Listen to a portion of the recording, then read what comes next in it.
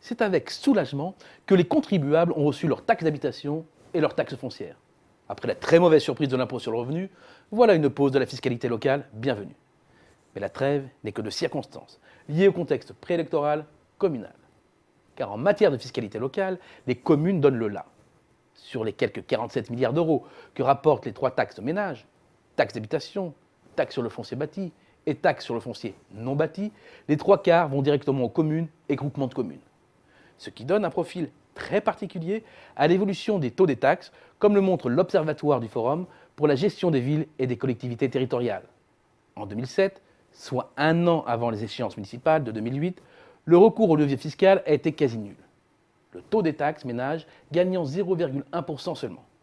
Aucune dérive particulière n'a non plus marqué l'année de l'élection, les nouveaux maires ne souhaitant pas, en général, commencer leur mandat par une hausse de la pression fiscale. En revanche, la seconde année a été marquée par une forte poussée avec un taux en hausse de 5,1%. C'est un grand classique. C'est en effet à ce moment précis du mandat que sont lancés les grands investissements immobiliers ou de transformation de la voirie. Et pour cause, l'impact immédiat est de générer du mécontentement, à la fois en raison des nuisances provoquées par les chantiers, mais aussi de leur coût sur la fiscalité. Mais cela arrive suffisamment tôt pour que tout cela soit digéré, voire oublié, au moment de la nouvelle élection.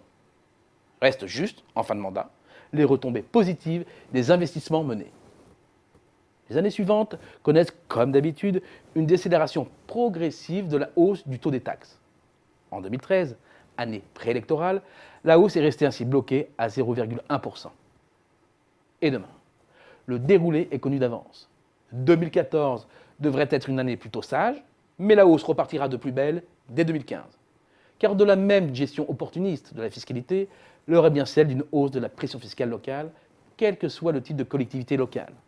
Entre 2008 et 2012, les recettes des trois taxes ménages ont bondi de 36,7 milliards d'euros à 47,6. C'est une hausse de plus de 30%. Et cette dérive va continuer.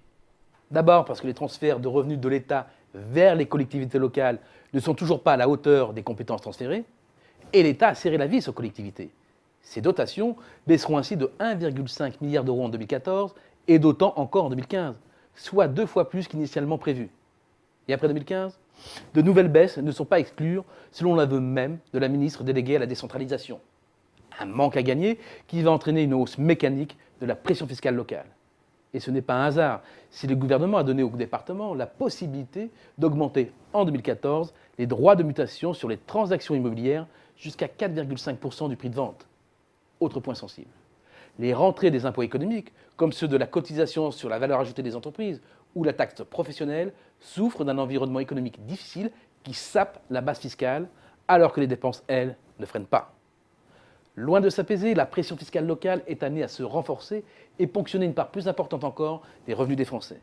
C'est une attaque de plus sur le pouvoir d'achat.